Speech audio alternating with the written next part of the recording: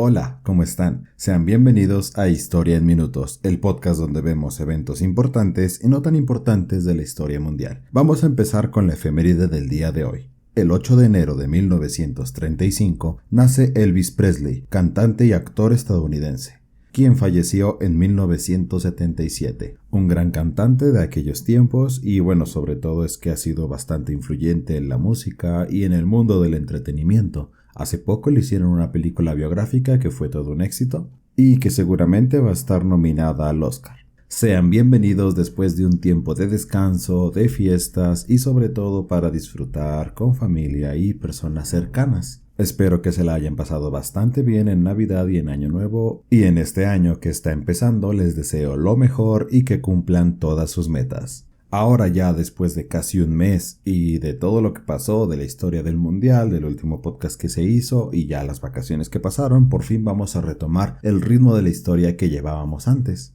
Y sí, estoy hablando desde aquel capítulo del Imperio Azteca donde les comenté que el siguiente iba a ser del mayor expositor del Renacimiento. Tal vez algunos ya sepan quién es, algunos no, o tal vez han visto algo que ha hecho él, o tal vez no.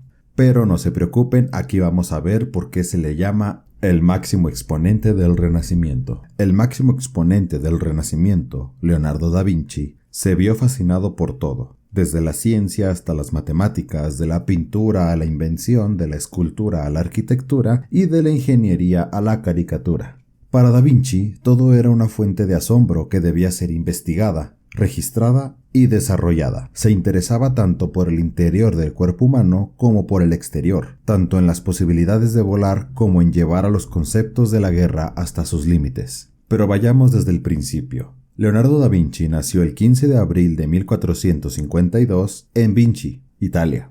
A la edad de 15 años, más precisamente en 1467, estudió con el artista Andrea del Verrocchio en Florencia. En 1472 es aceptado en el gremio de los pintores, pero empieza a hacer esbozos de apartados técnicos. Para aquellos que no sepan qué es un esbozo, la palabra se escribe E-S-B-O-Z-O.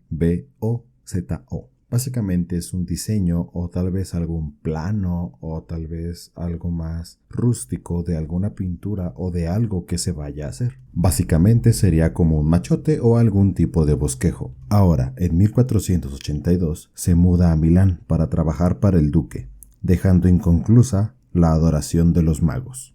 La pintura La Adoración de los Magos es la primera gran obra de Leonardo da Vinci. Esta hace referencia a los Reyes Magos de la religión cristiana que fueron a llevarle tributo al niño Jesús cuando nació. En el 1502 trabaja para César Borgia como arquitecto, militar e ingeniero. 11 años después se traslada a Roma a trabajar para el Papa. A final de cuentas, en este periodo de su vida básicamente no fue requerido por el Papa para hacer algún trabajo, así que básicamente fue de viaje y ya. Después de 3 años se da cuenta que no está haciendo nada y decide mudarse a Francia en 1516 para ser el primer pintor, arquitecto e ingeniero del rey. Al paso de 3 años, el 2 de mayo de 1519, muere en Amboise, Francia. Algunos autores e historiadores dicen que fue un ACV como causa muy probable de su muerte. Y para simplificar un poco más lo que es un ACV, es un accidente cerebrovascular isquémico. Ocurre cuando un coágulo sanguíneo bloquea o estrecha una arteria que conduce al cerebro. Por lo general, un coágulo sanguíneo se forma en las arterias dañadas por acumulación de placas. Puede ocurrir en la arteria carótida del cuello.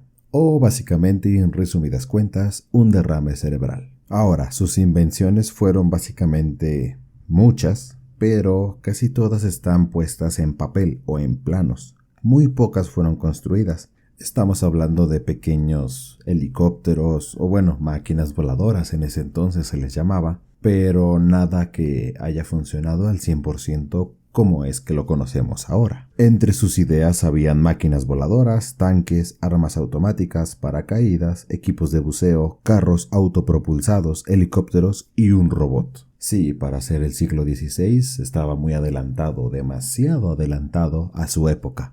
Una de sus obras más famosas, si no es que la más famosa, la Mona Lisa, pintada entre 1503 y 1519. La localización actualmente es en el Museo del Louvre, en París, Su técnica, óleo sobre tabla de álamo. Modelo desconocida, aunque se dice, o es un rumor básicamente, que es un autorretrato de él, pero en mujer. Otros dicen que fue alguien que estaba cercano a él, no tal cual una esposa, pero sí alguien que era como un ayudante o algo así. Pero básicamente no se tiene la información precisa y exacta de quién era la Mona Lisa. Otra de sus obras más reconocidas es La Última Cena, pintada entre 1495 y 1498, la localización Santa María delle Grazie, en Milán. Técnica temple, representa a Cristo con sus apóstoles. Ahora, básicamente es por esto que decía que tal vez ya habían escuchado de él o tal vez habían visto algo que él había hecho. La pintura de la Santa Cena es muy famosa, casi todos tienen una en su casa o han visto en algún lugar. La Mona Lisa no tanto, pero sí es una pintura famosa. A final de cuentas, bueno, ya sabes quién la pintó y cómo fue que la pintó, y a final de cuentas en qué año lo hizo y en dónde se localiza actualmente. Se dice en los bajos mundos de los historiadores y de los investigadores que hay una obra maestra perdida. Da Vinci dedicó muchísimo tiempo a trabajar en una estatua ecuestre de bronce de 5 metros. El bronce se utilizó finalmente para construir cañones y el modelo de arcilla de Da Vinci se perdió. Otras obras también quedaron inconclusas durante su vida. Una de ellas, y la que vimos al principio de esto, la adoración de los magos. Ahora, para antes de finalizar, recuerdan que al principio les dije que Da Vinci también tenía una afición o interés por el interior y el exterior del cuerpo humano. Bueno, él fue el inventor de los cortes anatómicos y la representación de la figura humana en diferentes planos. Si alguna vez te has hecho la pregunta de ¿y cómo supieron que el cuerpo humano se veía así por dentro? ¿Y cómo supieron cómo cortar específicamente en esa parte para que se pueda ver el hígado o el estómago? Bueno, él fue el primero que lo hizo, varias veces. Muchos de los historiadores dicen que iba a los cementerios y sacaba los cuerpos antes de que fuera su estado de putrefacción y los abría a la mitad, para así empezar a investigar más sobre el cuerpo humano. A final de cuentas lo hacía por interés propio, pero hizo un gran descubrimiento de muchas cosas y marcó el camino para los cortes anatómicos que tal vez hoy en día se siguen utilizando. Y hasta aquí dejaríamos el capítulo de esta semana de el gran exponente y representante del Renacimiento. La verdad es que solamente generalicé mucho de lo que él hizo, pero si nos ponemos aquí a ver todo lo que de verdad hizo, demasiado tiempo sería lo que duraría el capítulo. Pero esto se llama historia en minutos y no historia en horas o en días. Espero que les haya gustado, que les haya entretenido y sobre todo que hayan aprendido algo nuevo. Ahora ya sabes que la Santa Cena que está colgada en tu casa la pintó Leonardo da Vinci.